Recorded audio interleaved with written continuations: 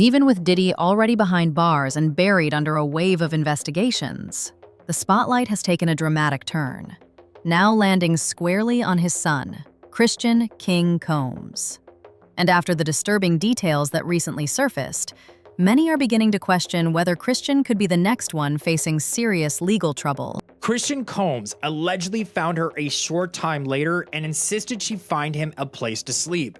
She directed him to the Yacht Cinema, which was used as an extra sleeping area, where he blocked her in. The situation erupted after a former yacht stewardess, Grace Omari, came forward with a disturbing account.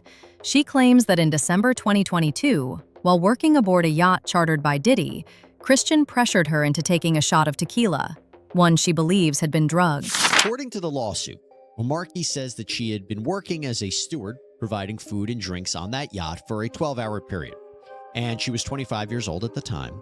She believed that the trip would be a, quote, wholesome family excursion, but says it, quote, turned into a hedonistic environment, even describing rampant drug use amongst workers and celebrities who came on board. She believes that the alcohol in the yacht had been laced with drugs because, she says, women would have one drink and then almost immediately pass out or start falling over. She says that the moment she took the shot, everything spiraled out of control. According to Grace, Christian cornered her in a room on the yacht, grabbed her, touched her without consent, and turned aggressive when she tried to escape. And now we focus on December 28, 2022. She says the Christian reportedly arrives on that yacht very intoxicated and then pressures her to take shots of tequila. She says that she did that. Christian allegedly tried to get her to drink more, and she tried to get her to drink more in the yacht's makeshift recording studio. And that's important, and I'll explain why in a second. The complaint reads, at this point, defendant C. Combs violently grabbed plaintiff's arm and began hurting her. He pulled plaintiff to the seat beside him and prevented her from getting up. She says she claims from there, that Christian allegedly kisses her neck and face as he gropes her legs, her breasts, private areas. And according to her, she reportedly tells Christian, quote, excuse me, you don't touch my legs like that. I'll move my legs where I want to. If I want to do this, then I will. You don't touch my legs like that. Now, remember where I said this was happening, this recording studio? Well, the alleged assault was reportedly witnessed by Rodney Little Rod Jones. This is a music producer who had apparently accompanied Combs basically everywhere for a year while they were working on Combs' latest album, Love Off the Grid. And we remember that Rodney Jones has filed his own separate lawsuit against Sean Combs and others. And he was saying that he was in this recording studio when this was going on, when Christian and Omari were there. And he might even have some audio that was recorded of this interaction. She says she went straight to the captain for help, hoping someone would step in. But instead, her report was brushed off, and she was eventually fired. That's when she realized she was completely on her own. But according to her, the most terrifying moment came later, inside the yacht's cinema room. She says she tried to go back to work, but Christian ends up finding her and wants her to find him a place to sleep for the night in the yacht. So she takes him to the cinema room of the yacht, and that is when she claims Christian stopped her from leaving, groped her, took off all of his clothes, and tried to force her to perform oral sex on him. Now, she says she was allegedly able to fight him off. Someone walks into the room, and then she was able to leave. And she said when she reported this to the captain, according to her, the captain berates her. And she alleges that the captain may have even been paid off by Sean Combs to keep quiet about what happened. And I will tell you what's really interesting about this complaint, embedded in the complaint are photographs that purport to be Omari's arms with bruises on them. And that is really interesting. You don't usually see that in a complaint like this. Now, she's not only suing Christian Combs, like I mentioned before, for all those different causes of action, but she is also suing Sean Combs too. You see, Sean Combs is named as a defendant because she accuses him of aiding and abetting Christian's behavior, as well as having premises liability because he was the leaseholder of the yacht. Premises liability means that you have a duty to keep people on your property safe from injuries, so Grace believes a full cover-up followed the incident. She says only select staff members were asked to provide statements, while she and her partner were deliberately excluded.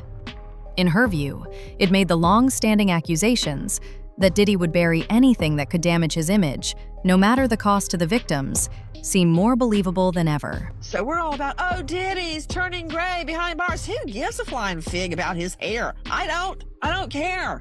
I want this to be about the victims. That's what I want. That's how I perceive it. And I have dealt with so many victims. I've had victims that could never have a romantic relationship with a man after that.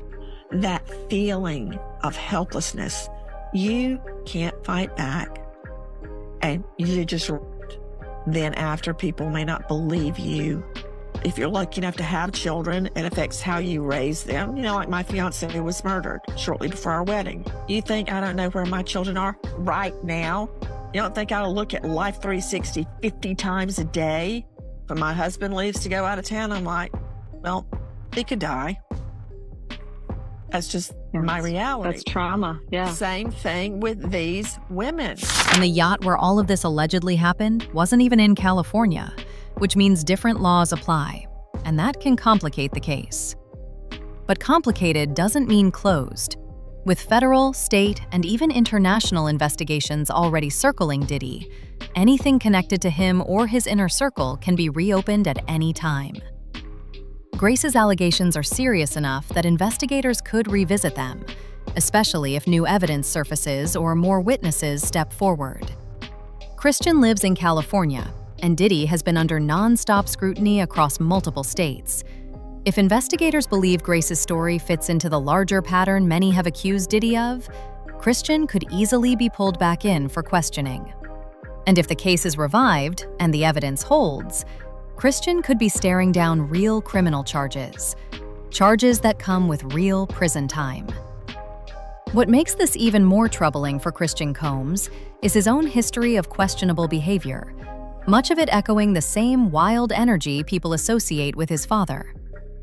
A new video of Christian recently went viral, showing him dancing in the streets, yelling, ripping off his shirt, and doing random push-ups on the sidewalk like he's filming a music video. He's seen celebrating his father beating several charges, jumping around like he just won the Super Bowl. The defense, meanwhile, argued the women were willing participants in fulfilling Combs' sexual desires, and that all the encounters we heard about in this trial were consensual. And there you see, after the verdict, Diddy's family celebrating on the streets in New York City, doing push-ups on the sidewalk while others danced. They said a few words exclusively to ABC News. Let's just say Gene Deal had zero patience for that behavior. That's some clown shit. King clown. That's some real clown shit. Man, listen to me, man. Let me just tell you something, bro. And this is real talk. He's still going to jail. The conversation took a deeper turn after that. Gene said Christian never had to earn anything in his life. He grew up wealthy, spoiled, and constantly trying to act like a gangster, despite never having lived that lifestyle. But when do you grow up, man, and be who you really are? Because you ain't no gangster. You don't know what a gangster is. You a prankster. Stop that. I think when the people heard the mixtape and they called him out on it, and they was checking him and they was trying to check him, but they lost, bruh. They don't have no guidance. He gets on the ground and start doing push-ups up with him. Man, put your shirt on and get your ass back in that damn car. Stop acting like you stupid. It went nowhere. But you still partying? Your dad about to do some time. Then another video surfaced, this time showing Christian trying to pressure his girlfriend into twerking on camera. She clearly wasn't interested, but Christian kept pushing, desperate to show off for Gene. For many watching, it felt like witnessing a young Diddy in the making all over again. They wanna stop the kids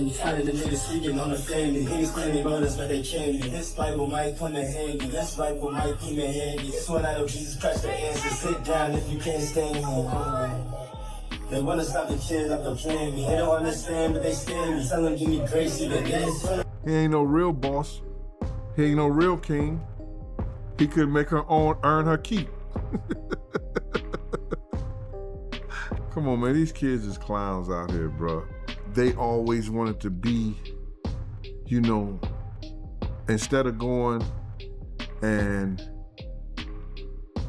doing something positive in the world and being somebody positive in the world,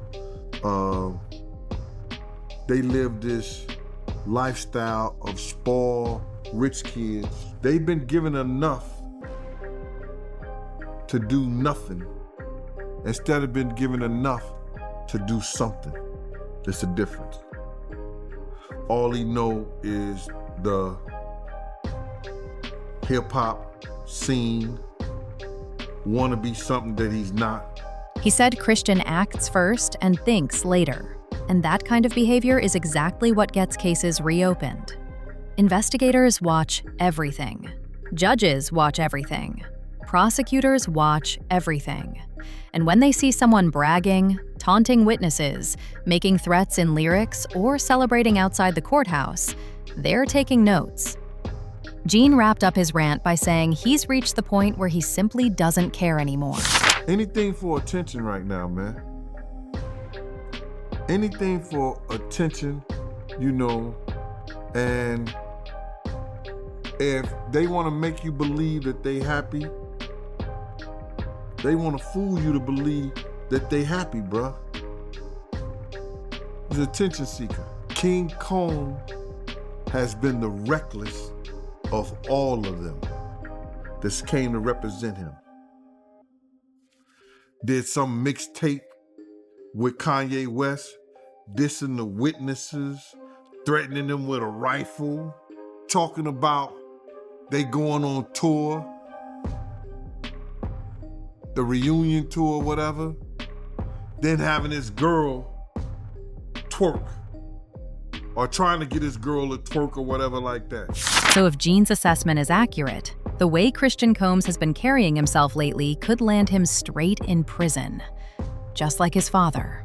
And that's especially bad news for Christian, because Diddy isn't living anything close to the flashy, unstoppable lifestyle he once flaunted. According to federal records, the earliest Diddy could walk out of prison is June 4th, 2028, and even that depends on good behavior and completing required programs, which won't shave much time off his sentence. Until then, he's locked into the same strict routine at Fort Dix. So the real question is, could his son Christian end up following that same path? Let us know what you think in the comments below.